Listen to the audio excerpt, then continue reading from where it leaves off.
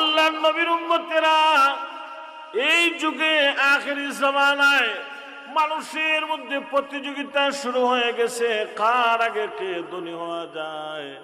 এটা হালাল পন্থায় হোক আর হারাম পন্থায় হোক, আজকে যারা যে সমাজের মধ্যে সুদ খাইতেছে তারাও আমাদের ভাই ভাতিজা, আত্মীয় স্বজন, ঠিক কিনা? তারা আমাদের পাড়া প্রতিবেশী, আমরা তাদের কল্যাণকামী, আমরা তাদের দুশ্মন না। তাদের সাথে আমাদের কোনো আদাওয়াতি নাই, কোনো দুশ্মনী নাই, বরংস আছে দুস্তি, ঠিক কিনা? একজন মুসলমান হিসাবে আমরা তাদের মুসলিম ভাই। আল্লাহর হাবিব বলেন, আল মুসলিম আখুল মুসলিম। একজন মুসলমান আর একজন মুসলমানের ভাই। বলেন সুবহানাল্লাহ। আজকে যারা হারাম পন্থায় উপার্জন, অনেক মানুষ মনে মনে ভাবে যখন তাকে আল্লাহর কোরআন শুনিয়ে দেওয়া হয়, ও বন্ধু, ও আল্লাহর গোলাম, নবীর উম্মত, তুমি সুদ খাইও না, সুদ খাওয়া তোমার জন্য আল্লাহ হারাম করেছেন। অনেক বন্ধু মানুষ মনে মনে ভাবে মনে হয় এটা ইমাম সাহেবের কারসাজি। বলেন নাউজুবিল্লাহ। মসজিদের ইমাম সাহেব মনে হয় বানিয়ে বানিয়ে বলতেছে।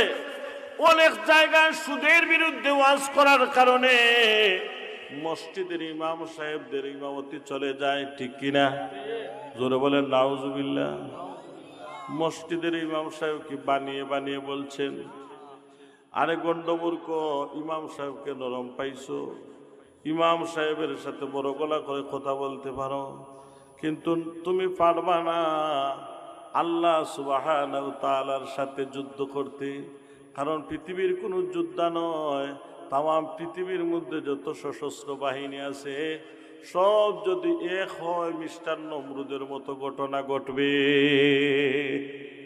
সব যদি এক হয়, আল্লাহ সুবহানাহু ওয়া তাআলার আজমতের মধ্যে, কুওয়াতের মধ্যে হাত দিতে পারবে না ইনশাআল্লাহ। আল্লাহর সাথে পারবে না। শুধুমাত্র নিরহ একজন ইমাম সাহেবের বিরুদ্ধে তুমি কথা বলতে পারবে, চাকরি থেকে তাকে চলে যেতে চালিয়ে দিতে পারবে, এই গ্রাম থেকে বিদায় করে দিতে পারবে, তাই বলে কিন্তু চাকরি বন্ধ করতে পারবে না।